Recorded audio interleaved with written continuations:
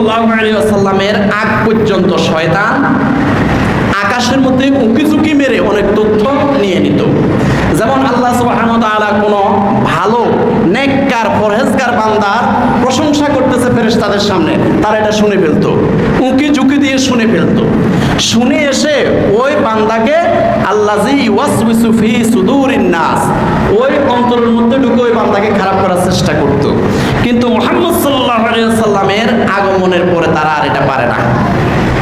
আকাশের মধ্যে উঁকি ঝুঁকি মারলেই ফেরেশতারা তাদের প্রতি কি মারে?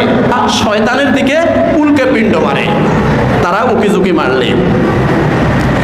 ওয়ালাকাদ যায়্যানাস সামাআদ দুনিয়া বিমাসাবিহা ওয়া জাআলনাহা রুজুমান লিশ-শায়াতিন।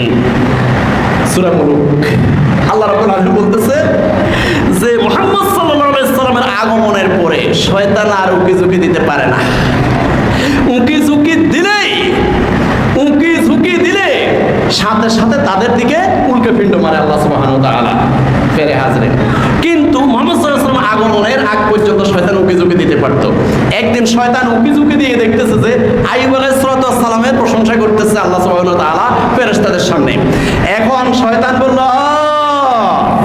আইয়ুব আলাইহিস সালাম উনি কোটিপতি, ওনার কোনো অভাব নাই, উনি বাদশাহ, উনি রাজা, টাকা পয়সার কোনো অভাব নাই, উনি তো আপনার জিকির করবেই, সার্বক্ষণিক আল্লাহর জিকির করবেই। আল্লাহ পাক বললেন, শোনো শোনো, আমার যেই বান্দার অন্তরে 100% ঈমান প্রবেশ করে ফেলেছে, ওই বান্দার যত মুসিবতেই পড়ুক তারপরেও আমার জিকির ভুলবে না। শয়তান তখন চ্যালেঞ্জ করলো, না, তাকে আমি পরীক্ষা করে দেখি, তাকে মুসিবতে পেলে দেখি আমার শক্তি দেন। আল্লাহ পাক রব্বুল আলামিন তাকে শক্তি দিলেন।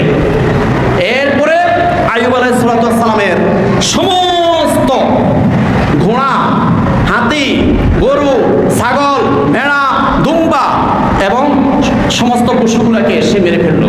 ওনার কাছে যখন খবর আসলো উনি বললেন, আলহামদুলিল্লাহ, যে আল্লাহ দিয়েছে সে আল্লাহ নিয়েছে, আলহামদুলিল্লাহ। সুবহানাল্লাহ বলেন না? শয়তানকে ওরে বাবারে আইলাম না তো। এরপরে কি করলো শয়তান? ওনার যতগুলো সন্তান লেখাপড়া করতেছে একটা ঘরের মধ্যে ছাদ ভেঙে দিয়ে সমস্ত সন্তানগুলো মেরে ফেলেছে। আইয়ুব আলাইহিস সালামের কাছে যখন খবর এসেছে যে আপনার সন্তানগুলো সব শেষ, তখন আইয়ুব আলাইহিস সালাম বললেন, আলহামদুলিল্লাহ, যে আল্লাহ দিয়েছে সে আল্লাহ নিয়েছে, আমার দুঃখ করার কিছুই নাই। শয়তান তো মারাত্মক গুসা হয়ে গেল, ওরে বাবারে, আল্লাহর জিকির তো বলে না, আল্লাহর প্রশংসা সে বলতেছে না। এখন শয়তান গেল কোথায়? মাঠের মধ্যে যতগুলো ফসল আছে